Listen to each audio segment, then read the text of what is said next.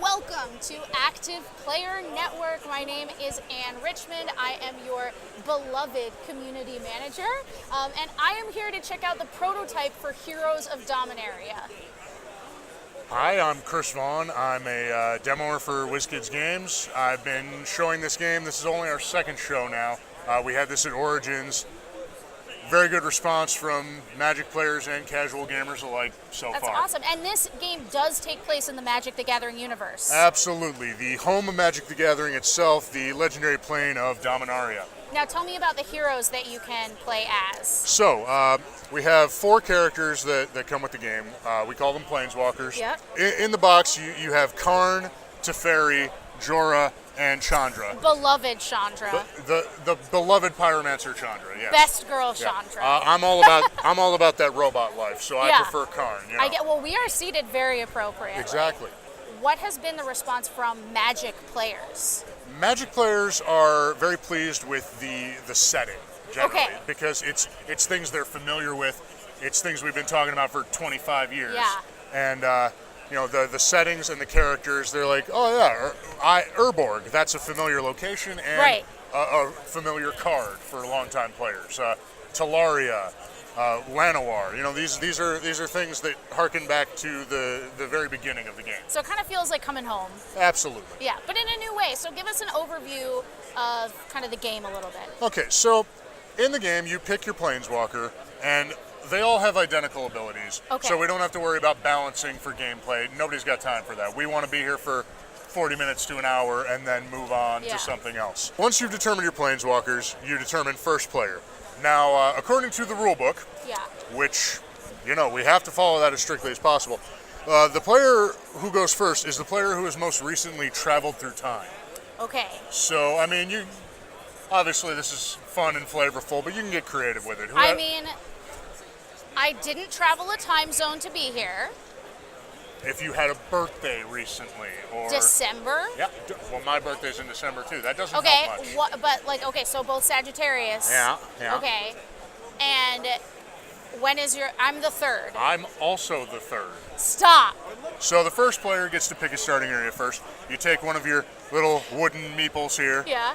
Which in our premium version, we're going to have a pre-painted miniature Yeah, for I've each heard of the about Planeswalkers. that. And is that the only difference that we can expect between the premium and the...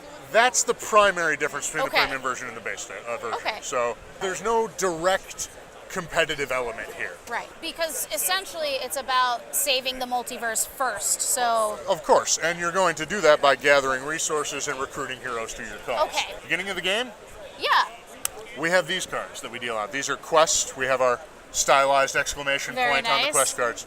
Does that kind of make it a little bit different every time you play because you might get different quests? Yes, the game's going to be different every time you play because you're going to have different quests. These you want to keep secret because these are ones where if your opponents know what you're trying to do, they can go after the resources that you need. The public quest everyone has access to, and the first person to complete them will get 10 points for completing. All right.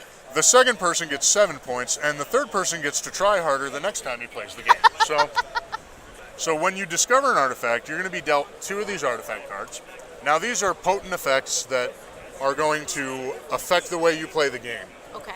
This could be anything from, we have the Black Blade Reforged from the recent Magic the Gathering Dominaria set. This makes it easier for you to confront the Cabal. Mm-hmm. You know. We have the Mirari, which is a famous artifact from Magic Past. Now these are beautiful, so we're going to start seeing like the beloved art.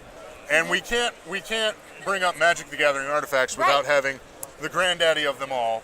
The Black Lotus. Even if you don't play Magic, you've heard of the Black Lotus. You know about the Black Lotus. Yeah.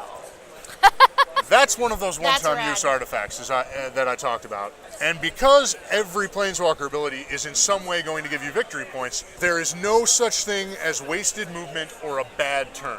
Everything you do is always going to be feeding you victory points. Okay, cool. Which at the end of the game, you'll run your player marker around the victory track and get to laugh as you overtake your friends because they didn't make right decisions that you did. Now, is this the kind of game where everyone is like neck and neck, but everything can change at the end? Exactly.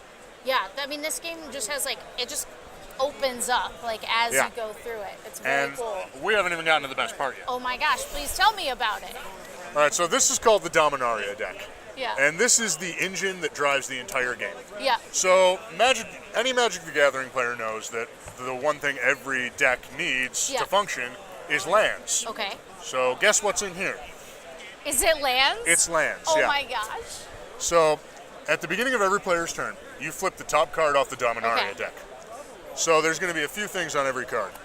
This one is just a basic lands. So we're going to look at the bottom symbol here, and it's white.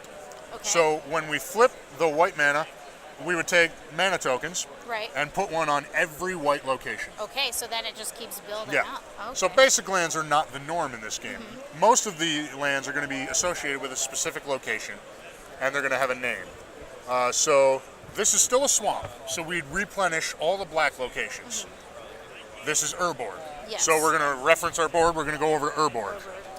This has an emblem. It's the Cabal Emblem. So we would put the Cabal token in Urborg. And that's how it's time to confront. That's how that comes into play.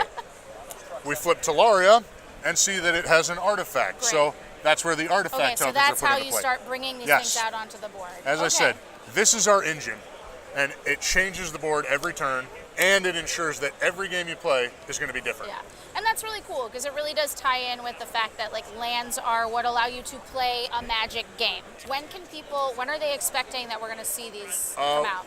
We're projecting for the fourth quarter, so probably October would be around the time that we'll be seeing this. That's very exciting. Well, thank you so much for inviting us to sit down and have a look at this prototype. My pleasure. We are super excited to get it out on the table and start playing in Dominaria.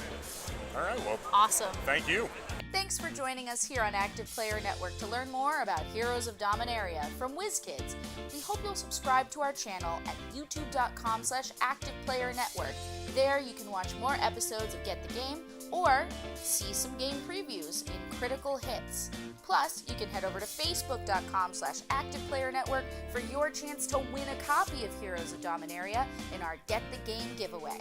Find our Get the Game Heroes of Dominaria video there for details on how you can enter for your chance to win.